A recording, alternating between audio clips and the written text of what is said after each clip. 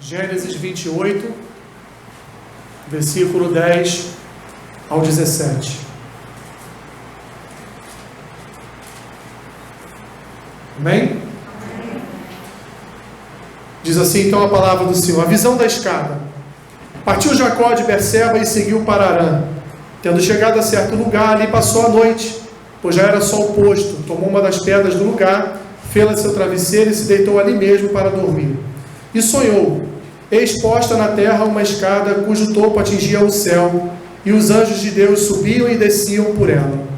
Perto dele estava o Senhor, e lhe disse: Eu sou o Senhor, Deus de Abraão teu pai, e Deus de Isaque. A terra em que agora estás deitado, eu te darei, a ti e à tua descendência. A tua descendência será como o pó da terra. Estender-te-ás para o ocidente e para o oriente, para o norte e para o sul. Em ti e na tua descendência serão abençoadas todas as famílias da terra. Eis que eu estou contigo, e te guardarei por onde quer que fores, e te farei voltar a esta terra, porque te não desampararei, até cumprir eu aquilo que te hei referido. Despertado Jacó do seu sono, disse: Na verdade, o Senhor está neste lugar, e eu não o sabia. E temendo, disse: Quão temível é este lugar! É a casa de Deus, a porta dos céus. Obrigado, Senhor, por tua palavra nesta manhã.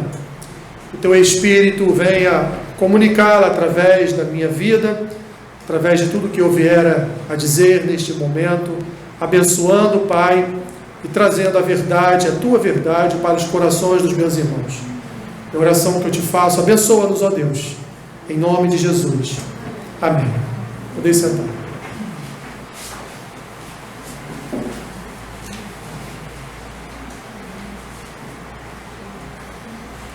Existe uma série americana chamada The Office. Já ouviram falar? Já ouviram falar? Só 2 ou 3 pessoas, né? Que em português é O Escritório. O protagonista dessa série, Mike, ele é um gerente de uma filial de uma pequena empresa que vende papel.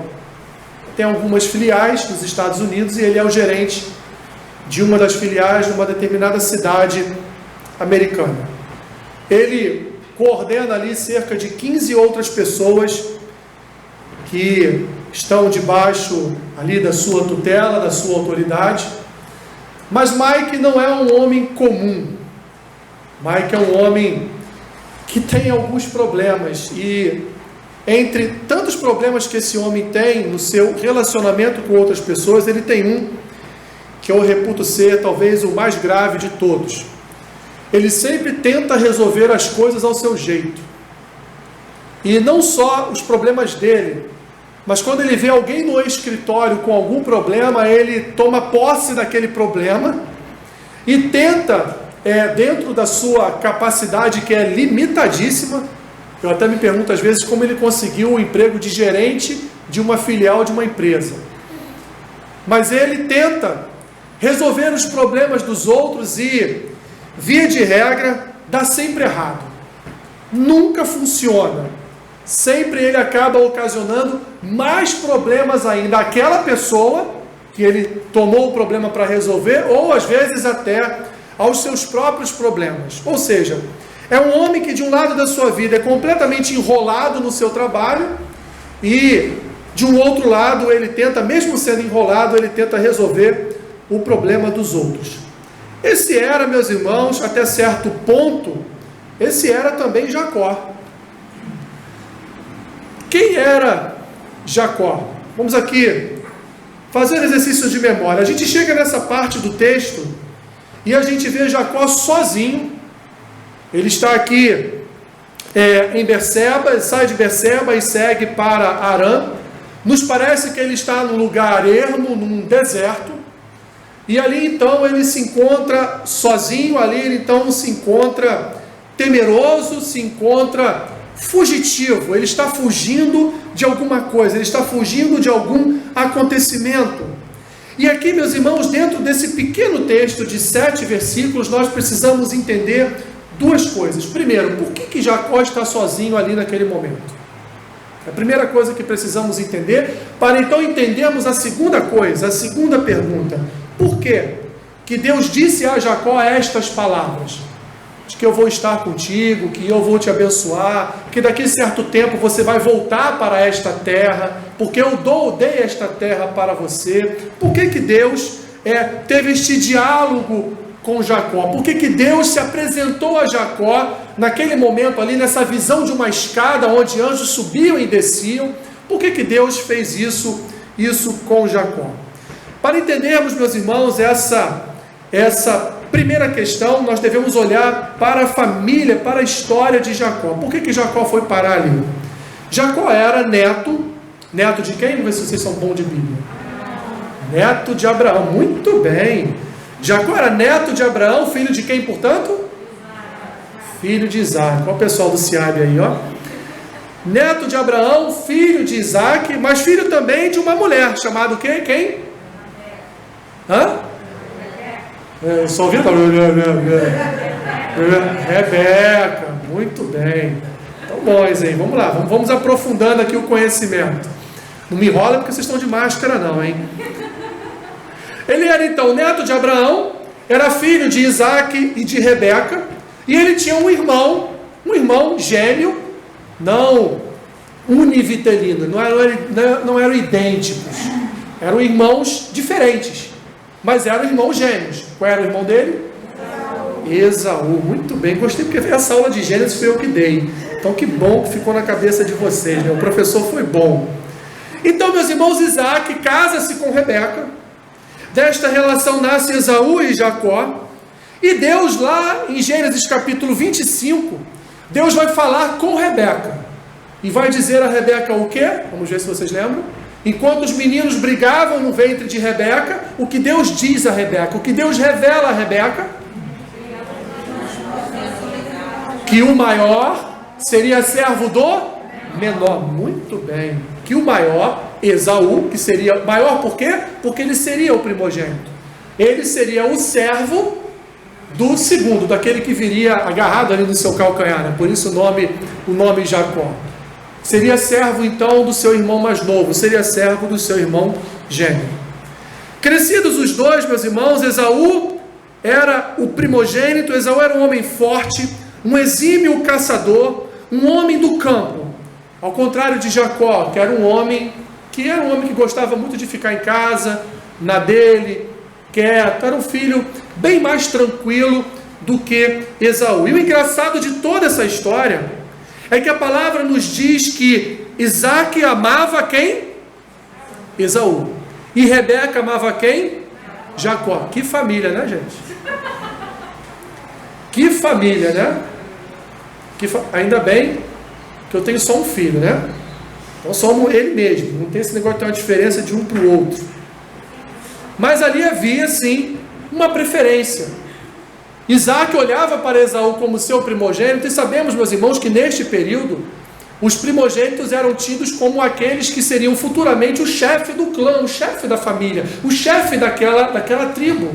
Então Isaac olhava para Esaú, sim, com um carinho maior do que ele tinha para Jacó, não significando que ele não amasse Jacó, mas Isaac olhava para Esaú como aquele que no futuro seria o chefe da sua casa, que daria continuidade à sua descendência.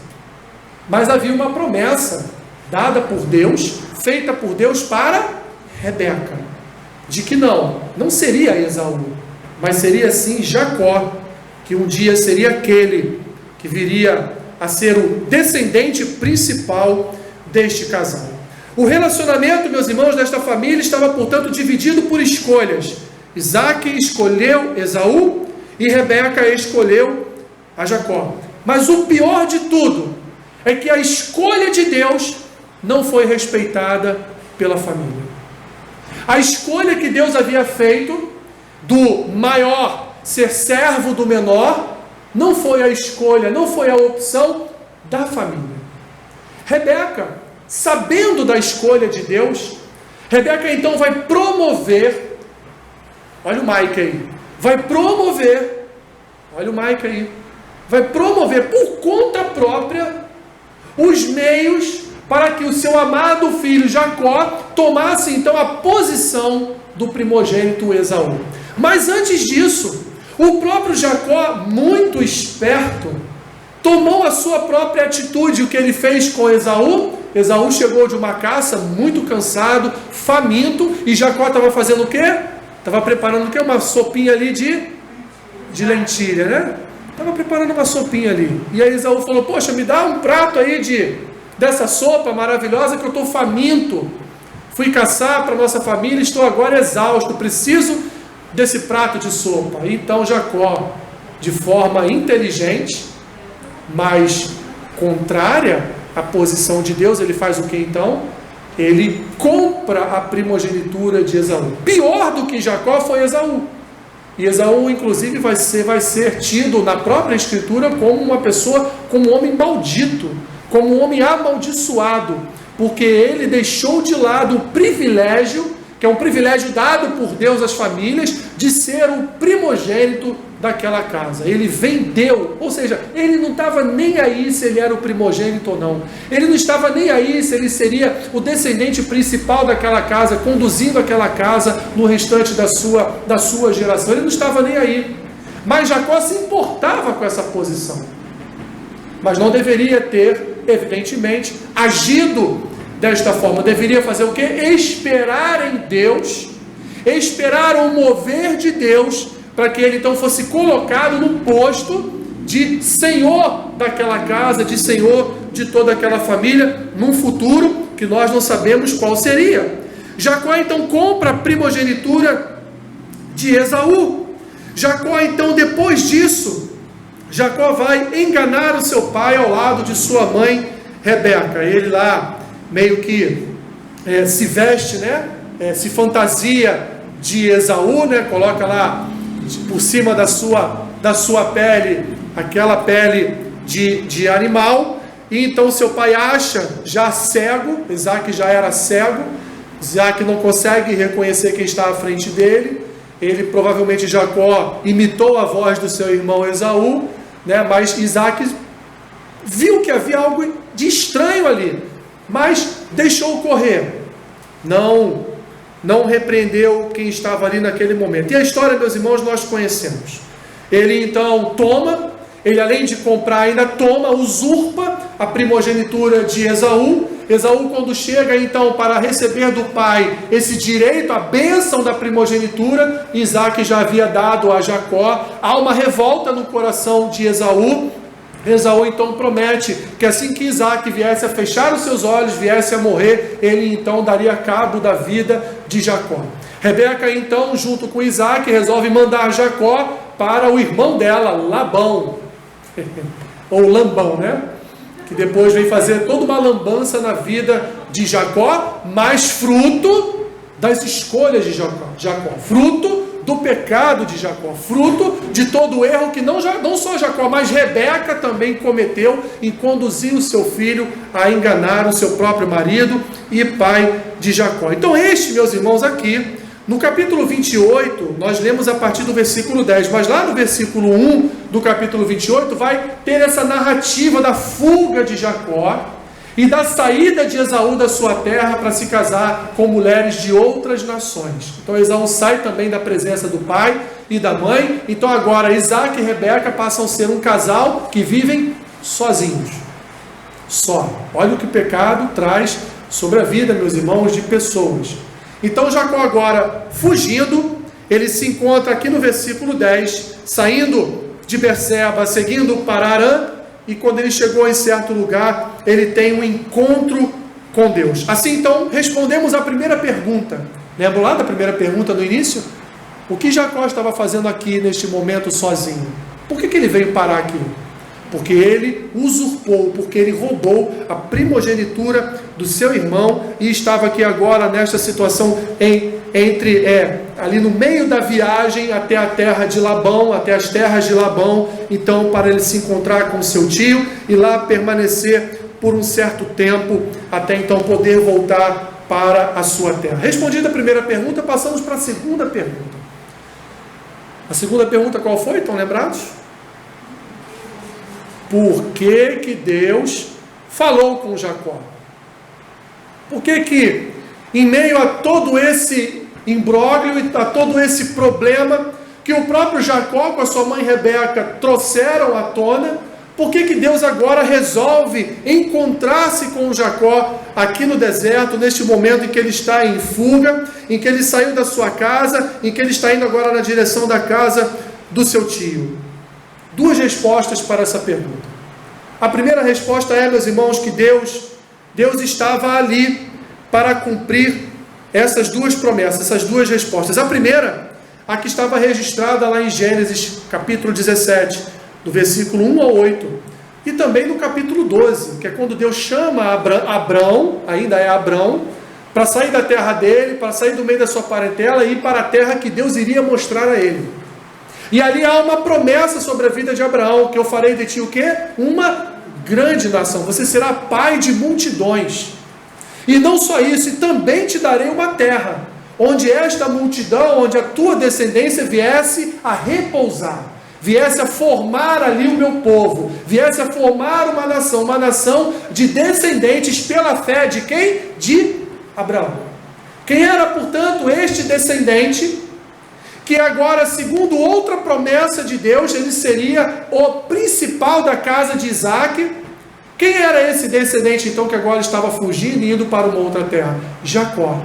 Deus, então, encontra-se com Jacó, e Deus ali, meus irmãos, ele faz uma espécie de realiança. Ele se aliancia novamente com a família de Abraão.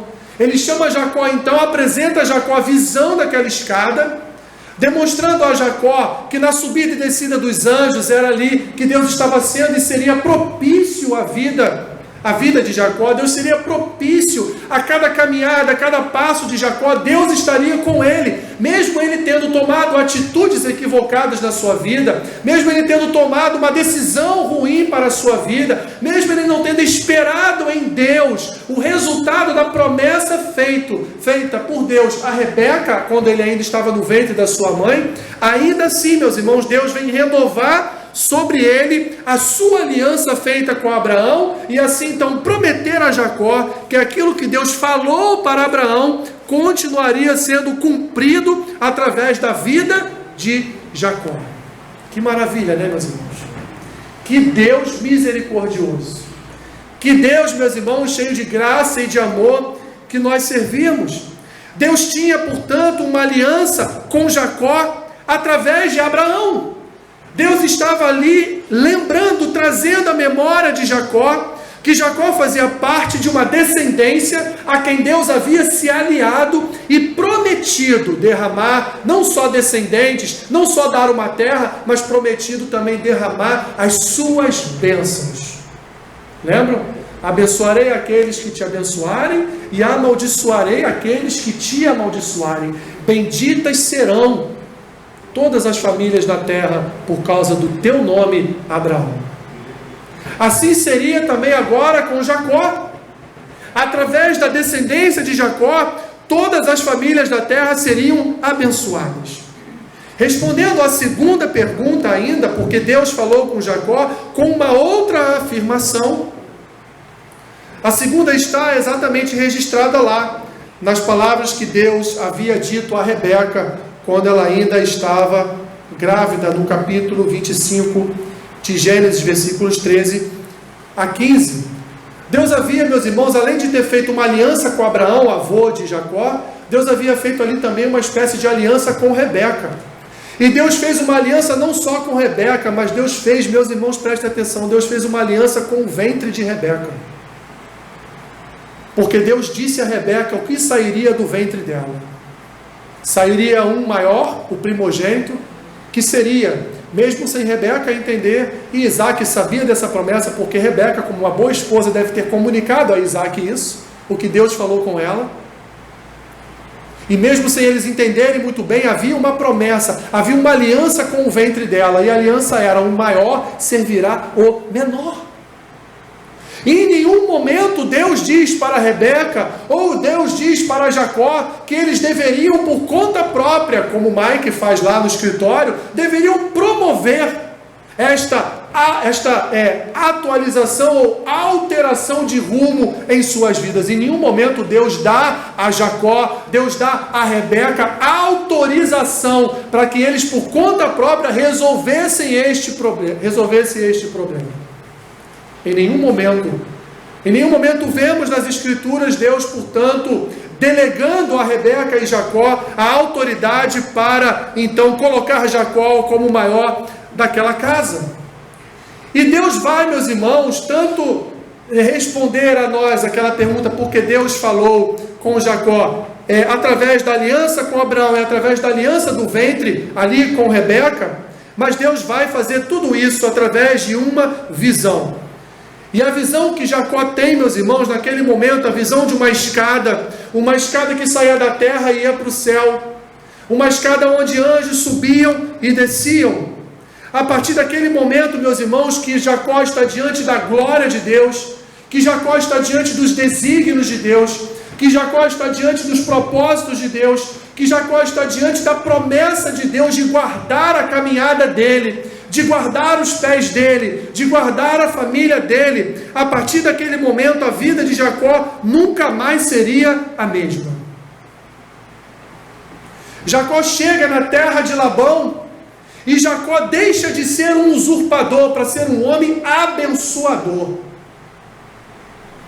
A vida e os negócios de Labão melhoram 100% com Jacó presente lá.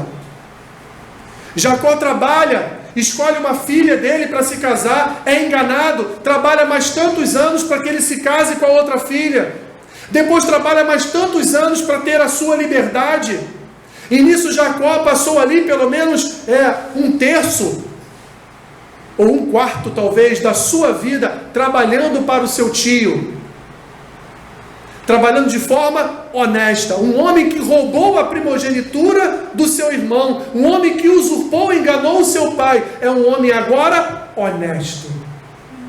Porque ele teve um encontro com Deus. Porque este encontro que ele teve com Deus mudou o pensamento dele. Mudou o coração dele. Agora, de usurpador, quando nós chegamos na volta, no momento em que ele volta para a terra, com a sua família, com todas as suas mulheres, com seus filhos, com as 12 tribos de Israel já representadas ali nos seus filhos, quando ele volta, então ele tem um encontro com um anjo, ele tem um encontro teofânico com Cristo, ele tem um encontro com o Senhor ali, e ele luta com Deus toda a madrugada para que ele fosse abençoado pelo Senhor. Ou seja, o Senhor lá, quando eu estava vindo à terra do meu tio Labão, o Senhor prometeu que iria me abençoar. E agora eu tenho a notícia de que meu irmão está vindo ao meu encontro com muito mais pessoas, com muito mais bens ao meu encontro, e provavelmente ele veio ao meu encontro para me matar. Enquanto o Senhor não me abençoar, não cumprir a promessa que o Senhor fez para mim, quando o Senhor me mostrou aquela escada, que era a representação da tua glória, a representação do teu cuidado, ali a minha vida mudou, ali meu pensamento mudou, ali meu coração foi transformado, porque eu tive um real encontro com o Senhor. Então, enquanto o Senhor não me abençoar, eu não saio daqui. E agora o nome Jacó, aquele que estava agarrado ao calcanhar, o usurpador, agora o seu nome será Israel. Deus o fere a sua perna. Provavelmente ele passou a ser um homem manco da perna. Ele tem a marca de Deus, não só no sonho que ele teve, nas promessas que Deus fez, mas ele tem a marca de Deus agora no seu corpo físico. Mas Deus diz para ele: tu não se chamarás mais Jacó, mas se chamará Israel. Por quê? Porque você hoje lutou com Deus e prevaleceu. Meus irmãos, um encontro com Deus muda a vida e a história de todos. Aquele momento da visão de Jacó com a escada foi um momento ali em que Deus chamou Jacó para um novo tipo de relacionamento, demonstrado ali numa nova promessa, corroborando com a promessa feita a Abraão, seu avô, corroborando com a promessa feita à sua mãe Rebeca, enquanto ele estava no ventre dela, de que Deus andaria com Jacó. Jacó estava ali, se achava solitário. Jacó estava ali, estava amedrontado, com medo do que viria a acontecer com a sua vida.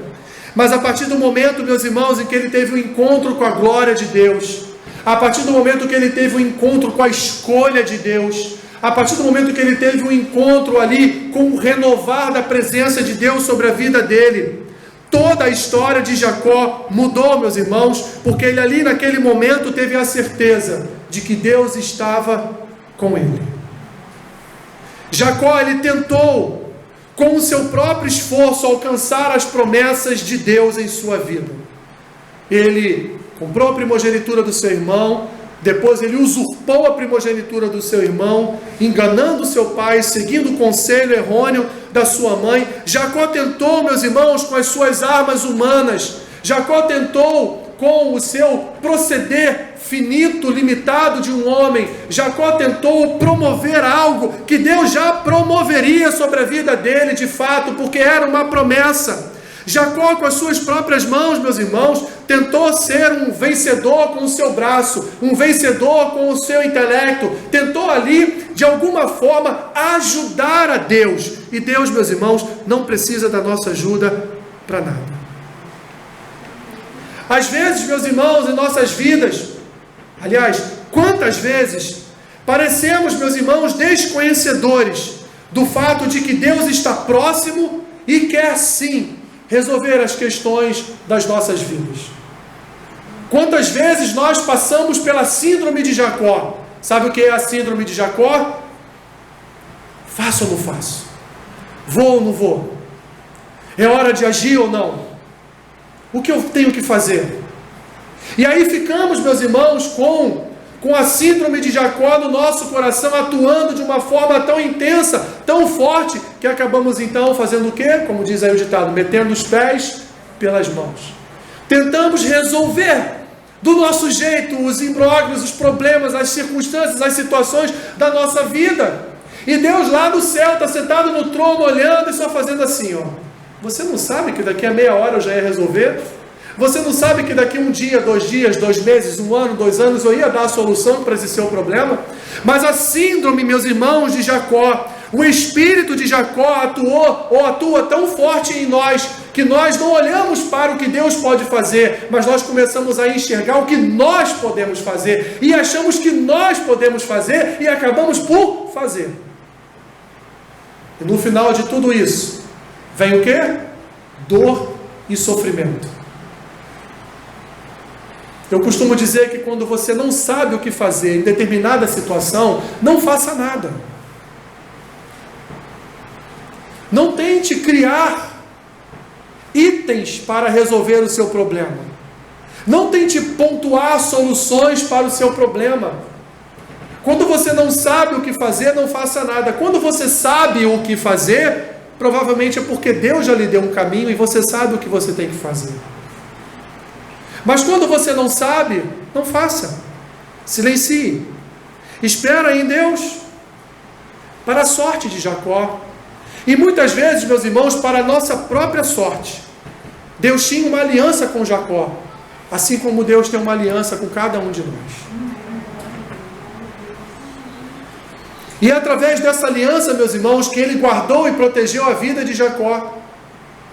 Jacó precisava estar na terra de Labão? Não. Jacó precisava passar praticamente 20 anos na terra de Labão, trabalhando para o seu tio incansavelmente? Não.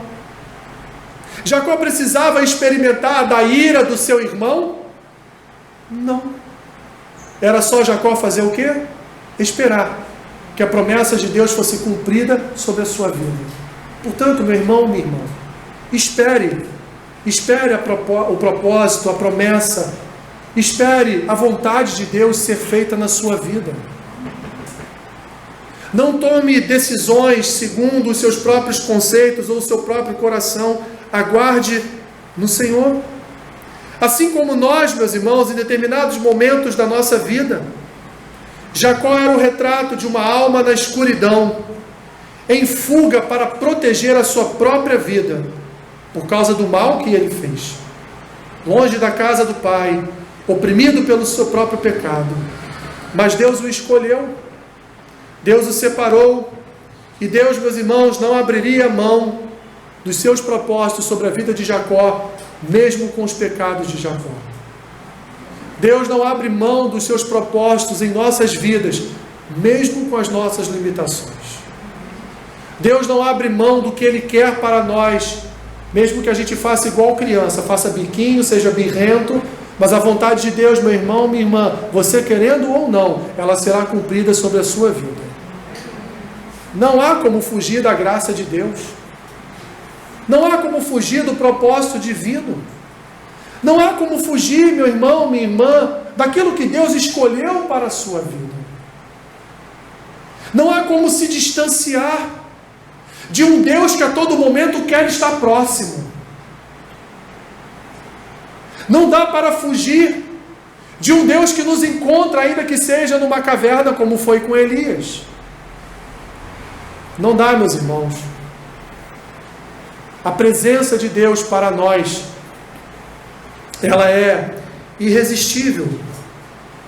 A escada que se formou ali, no sonho de Jacó, não era só uma forma de aproximar o pai dele, não era só uma forma de Deus dizer para Jacó, eu estou aqui. Mas aquela visão da escada, meus irmãos, era também o derramar da graça de Deus sobre uma alma que estava naquele momento perdida, longe dele, sozinha, oculta de todo o resto do mundo, pois ele estava ali numa noite, dormindo a sós, ou, melhor dizendo, com Deus. Deus apontou, meus irmãos, apontou para a salvação de Jacó. Jacó não iria morrer pelas mãos do seu irmão, porque Deus o salvaria. Assim como também, meus irmãos, um dia, Deus nos apresentou e nos apontou a uma escada de salvação. Abra sua Bíblia lá no Evangelho de João, capítulo 1, versículo 51.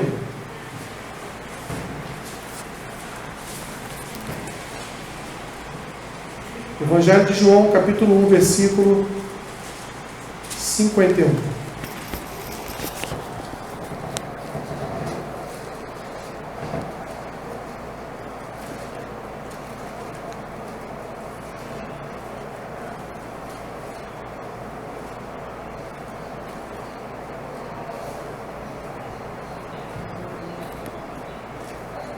João 1,51 diz assim: e acrescentou: em verdade vos digo, que vereis o céu aberto, e os anjos de Deus o quê? Subindo e descendo sobre quem? Sobre o Filho do Homem em letras garrafais. Quem era o Filho do Homem?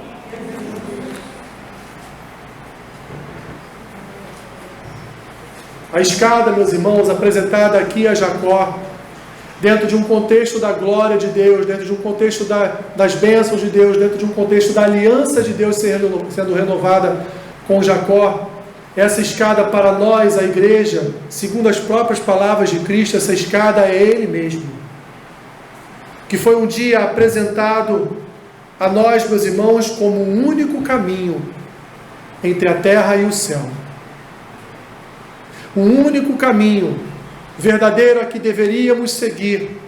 O único caminho, meus irmãos, capaz de trazer sobre nós a glória de Deus, a graça de Deus, a misericórdia de Deus, o cuidado de Deus, a escolha de Deus.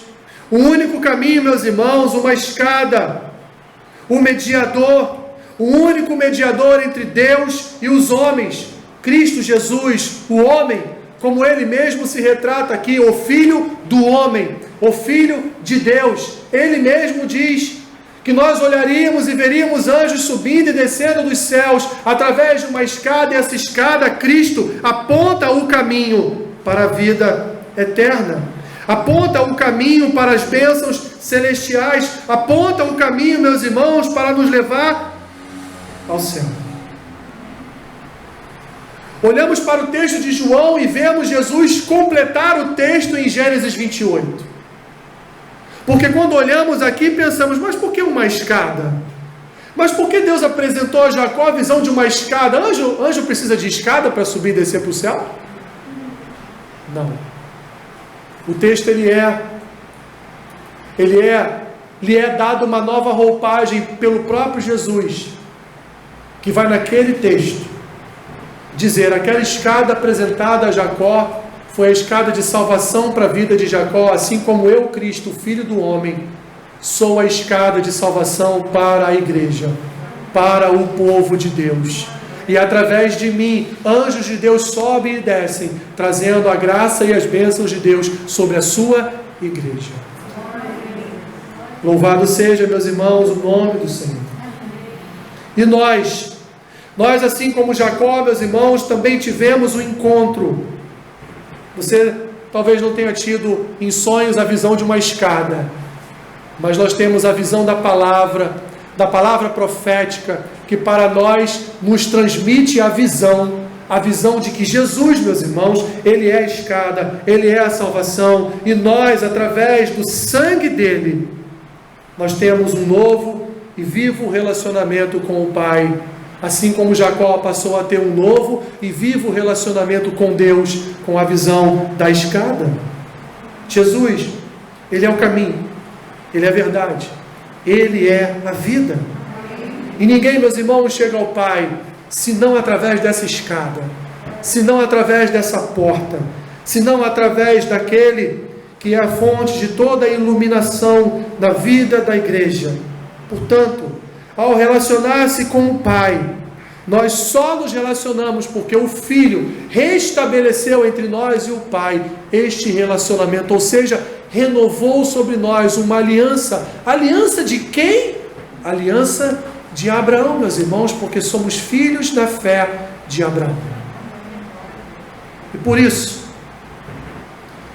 que nós, uma vez por mês, em outras igrejas todos os meses, por isso que nós nos assentamos à mesa e trazemos à memória, através do pão e do cálice, a obra que Cristo realizou no Calvário.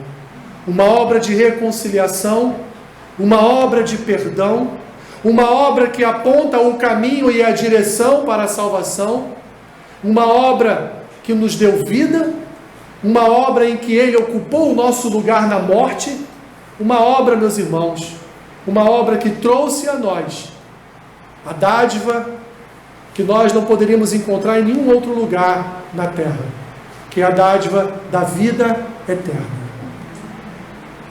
Cristo é a escada, Ele nos apresentou a salvação.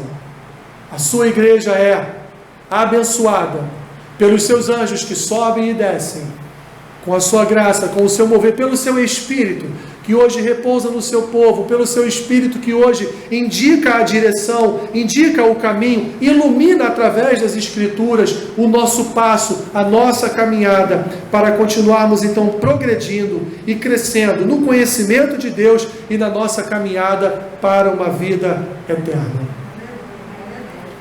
Aplicando o texto, meus irmãos, não tome nunca decisões por sua própria conta e risco, porque Deus deixará que os resultados desta decisão sejam também da sua própria conta e risco, embora no final de tudo Ele vá reverter todo o mal que a sua decisão ocasionou para a sua vida e talvez para a vida de outros. Ele vai transformar num bem maior, porque Ele não abre mão de executar na tua vida os propósitos dEle. Ele não abre mão de promover na sua história os propósitos dEle. Ele não abre mão de exercer a vontade soberana dEle na sua igreja, nos seus filhos, naqueles que Ele escolheu para servirem na sua casa e para fazerem tudo segundo e debaixo da sua boa e santa vontade. Entregue o seu coração ao Senhor, confia nele, e como diz o salmista, e o mais Ele fará sobressair a tua justiça como a luz. Você não precisa tentar fazer justiça com as suas próprias mãos. Nós servimos ao Deus justo, servimos ao Deus da justiça. Fará sobressair o teu direito como o sol ao meio-dia. Você já viu o sol de meio-dia? Ele está em cima da tua cabeça, está te queimando. Esse é teu direito, segundo Deus. O teu direito, ele queima como o sol ao meio-dia. Não precisa você mover só terras, né? Porque céu a gente move de outra forma.